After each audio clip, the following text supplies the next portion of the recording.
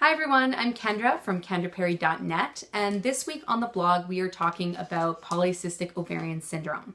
So we can call it PCOS, and it's actually the leading cause of infertility in women in the Western world. So to be diagnosed with PCOS, you need to have two of the following issues. So missed or absent periods, high androgens, so things like testosterone and DHEA, and cystic ovaries. And it's a pretty nasty condition. It'll cause things like oily skin and hair, acne, infertility, of course. It'll cause weight gain. And it tends to be highly associated with insulin resistance. So for some reason, having insulin resistance really seems to drive testosterone production. And this is an issue because testosterone is very potent and it will interfere with the hormones that are needed to regulate your monthly cycle. And without proper hormone production, the follicles that are meant to turn into the mature egg just end up building up as these immature follicles, which then turn into cysts in your ovaries. So it can be a pretty nasty condition.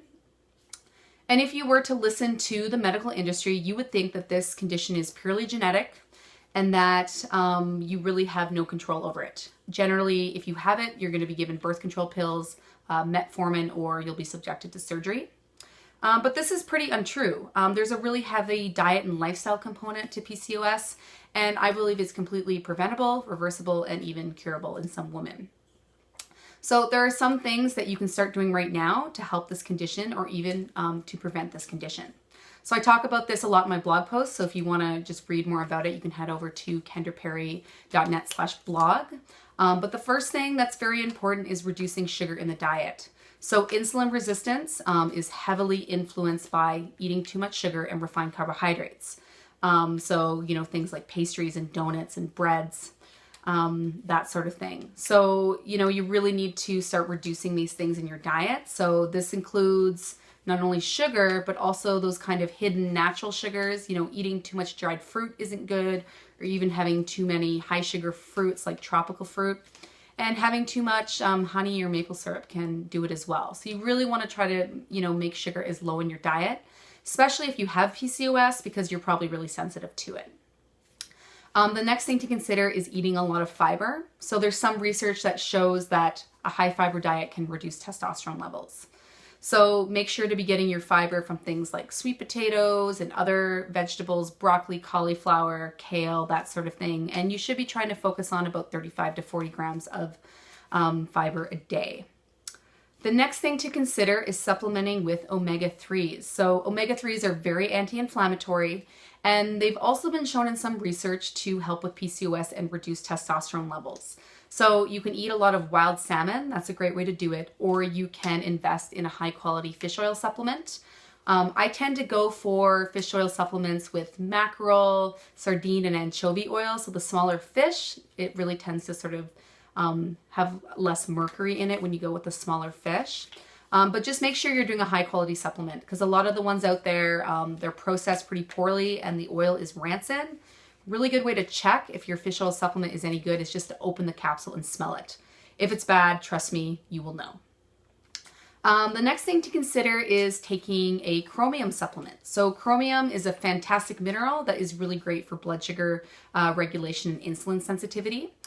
So you can get that from food, or you can supplement with a form of chromium called chromium picolinate, and you can take 200 micrograms a day. The next thing to consider is vitamin D levels. So a lot of research has shown that most women with PCOS also have really, really low vitamin D.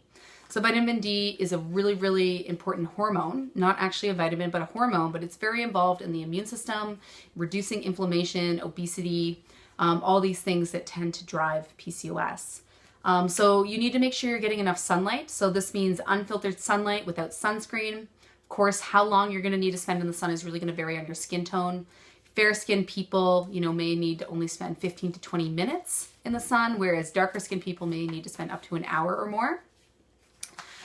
It's also recommended that you supplement with vitamin D, especially if you live in a northern hemisphere and you don't get a lot of sun exposure.